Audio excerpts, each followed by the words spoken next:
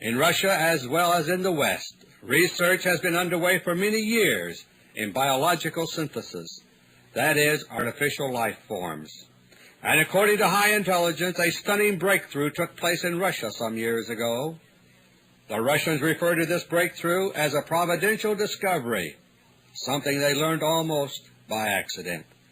They discovered the key to creating what are known as organic robotoids. An organic robotoid is an artificial robot-like creature. It looks and acts exactly like a human being, and yet it is not human. A robotoid is alive in the biological sense, but it is an artificial life form. Robotoids respond to conventional routine medical tests in the same way as humans do. They eat, they drink, they breathe, they bleed if cut, and they can be killed.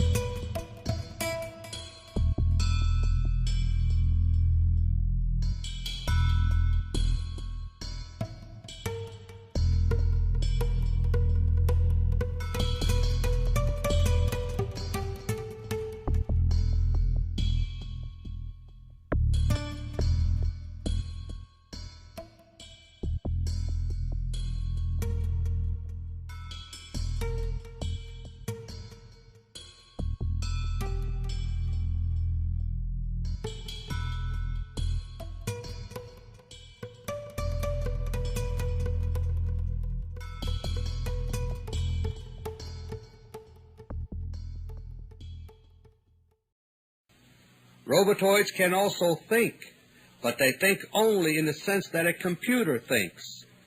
Like any other computer, the brain of a robotoid has to be programmed for each assignment it is given.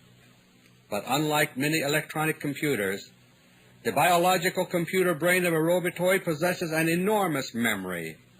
As a result, robotoids can be programmed to communicate and think in such complex patterns that they act human. Organic robotoids are remarkable creatures, but they have many drawbacks. They don't grow or reproduce, but must be manufactured one by one in the desired form. They also have a very limited lifespan, measured in months or even weeks, depending upon how they are utilized. This is due to the fact that their metabolism, while it resembles that of humans, is very inefficient. A robotoid can be manufactured on very short notice, a matter of hours.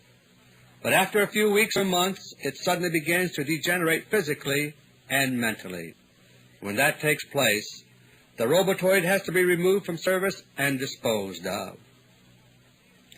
To extend its useful life as much as possible, a robotoid is customarily cooled down to slow its metabolism between assignments.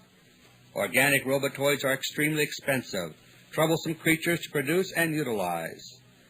And robotoid capabilities do not exceed those of human beings. All they can really do is simulate human beings.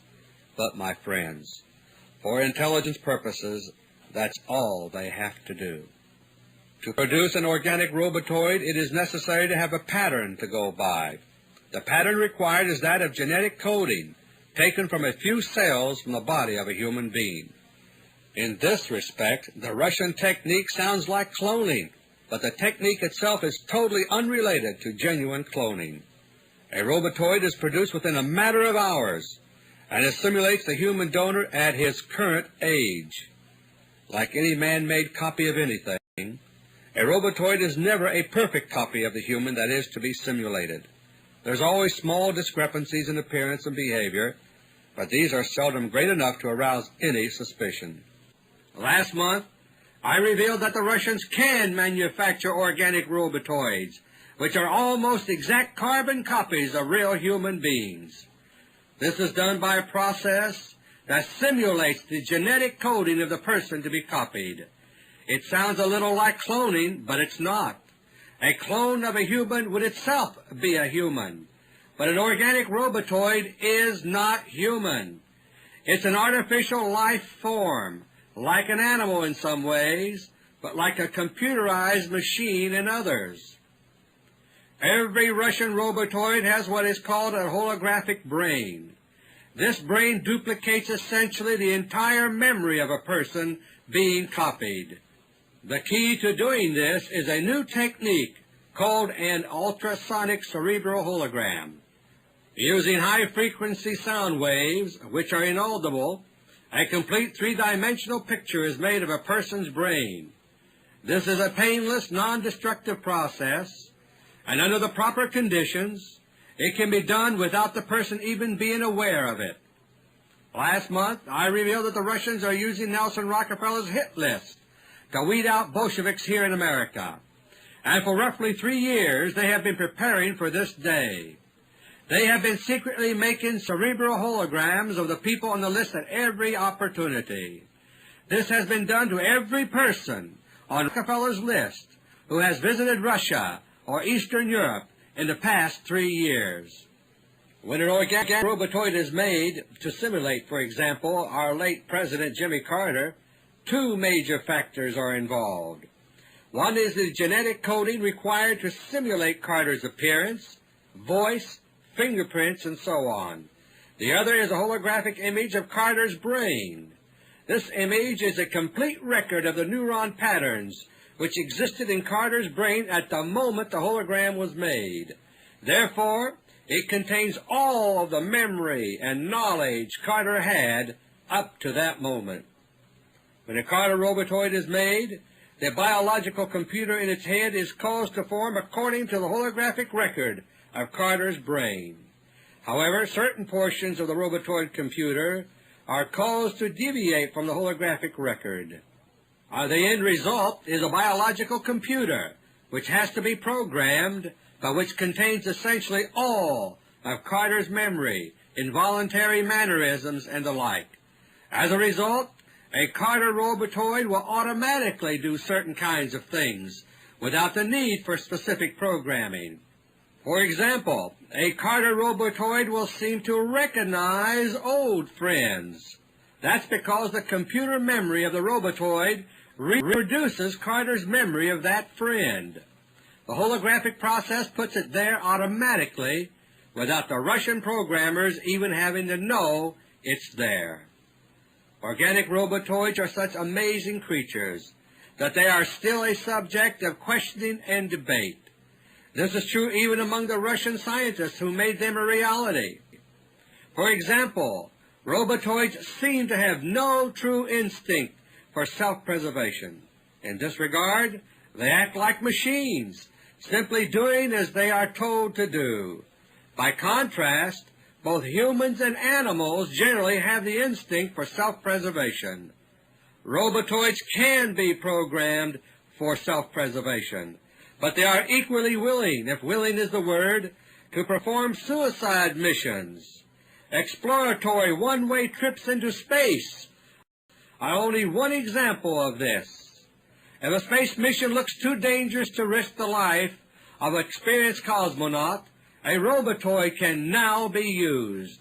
The robotoid copy of the cosmonaut is already trained the moment it's made, thanks to its holographic memory. Organic robotoids look and act so much like human beings that it's hard for us to get used to the idea that they are not human. But the Russians decided several months ago that the stakes are too high not to employ them. And so, the silent Russian invasion of America by robotoids is now well underway. As of now, the White House and Cabinet are under complete control by Russia. According to my latest intelligence report, only one member of the Carter Cabinet is still alive. All the rest, including the ad hoc Gang of Four, have been replaced by Russian robotoids. Likewise, the United States now has a Supreme Court made up of 9 Russian robotoids.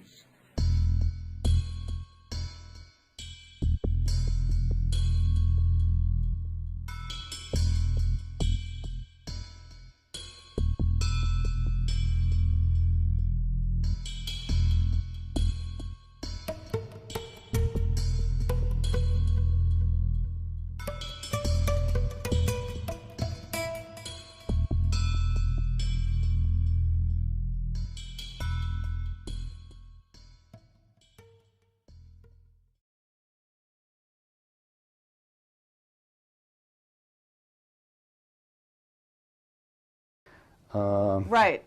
Absolutely. You know, if you go to Disney World, for instance, down there in the Haunted Mansion, you see the hologram, right? Oh, you know how to make a hologram.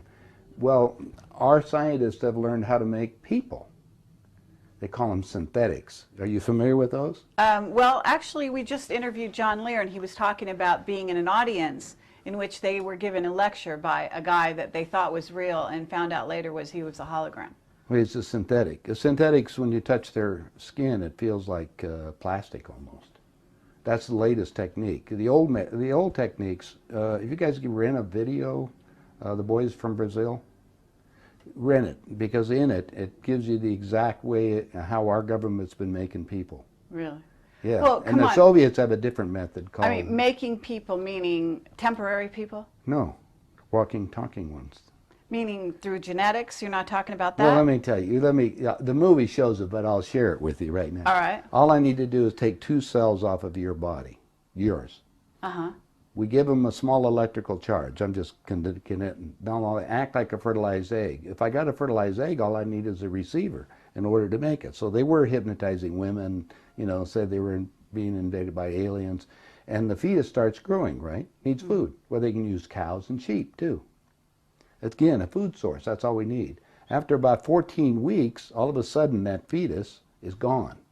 Because they've learned to take, that's when the fetus starts developing its own blood supply. Then they've used a pituitary hormone extract that they have, which accelerates the being that grows. And the original technology was given to our government by the Greys. Now, the reason was that our scientists were all excited because we could have spare parts. If you need a heart or a liver or anything, you won't have any rejection. It's your own DNA, right? Okay, because theoretically, if we have overpopulation, we don't need more people, right?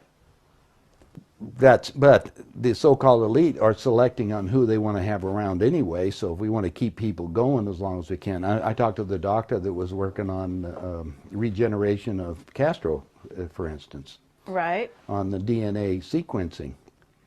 And they're just learning about this. Well, my understanding is that a lot of presidents have already been replaced. That's right. Yeah, I don't think... They're walking around, they look old, but they basically, some of the people are just I'll just second, give you third something copies. I'll give you something to ponder. Get some old videos of George Bush, when he first came into office. Look at the person and listen to him speak. Look at his actions and listen to everything that's there.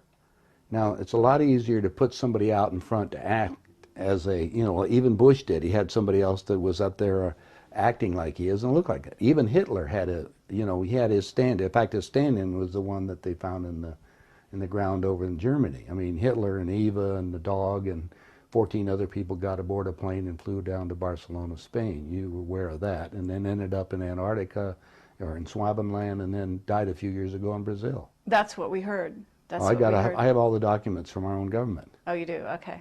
Yeah. Yeah, we have a contact, one of our Stalin contacts. Stalin asked for they tried to burn the body and he got the body back and he said, wait a minute, different ears and the testicles were different and everything else. So they knew it wasn't Hitler. But is it a clone or not? Oh, now you know going about cloning. Cloning techniques, since 1938, they've been making clone people. There's 8 countries making clones. I have a doctor friend that all it does is treat the clones. Where do you get your information? I get it from some of the people that are willing to come forth, and they talk to me because they hope I'll put the information out because they always got 2 people following them and they may be killed. If I start talking about cloning too much, the people that get involved into that disappear on it. So I don't go into too many more details, but there is information that's available. And it's more and more of that's coming on the line. I just told you, go rent the movie. Okay, Boys from Brazil. Yeah, and you'll see the whole technique on what they show it to you in different places, so you can imagine what it's going on. Okay, so... Now let's go to the next step, because this is the most important part. All right. If your physical reality that you have, based on this physical life that you have, this dream, is made up of the experiences that is impregnated on your body and in your mind, consciously, right? Mm-hmm. Your soul memory is another thing. Mm-hmm. It goes back whatever time that you elected to be in this incarnation for whatever reason. Now let's show you the division on these things. Since the body is very physical, and we just got you making a physical being in a few months for spare parts. They said, now we've got the perfect deal. How can we have that work better? Well, if you go to the hospital today and get an encephalogram, what's that? That's the memory of your conscious mind. It's on the CD. Let's download it on this being. Now we got a walking, talking duplicate that has the total memory that you have, because we just took it off of your own mind. Okay, it's like Blade Runner, the android. Exactly. The only thing is that it's like this DVD recorder. Sometimes you have glitches in it, so you have to have them tuned up occasionally or redone them. And so we take them to Camp David, or there's a wing at Bethesda Hospital to just tell you. If you go down there and check, you'll find the nurses, if they're willing to come forth, they'll tell you they work on those people, and they call them the others. I thought it was interesting. They're people. Remember, these people can think and act, but they don't have soul. That's also prophesized. Soulless beings. That's true. That's true. Now we have another agenda that's going on, so you have to be careful of all this.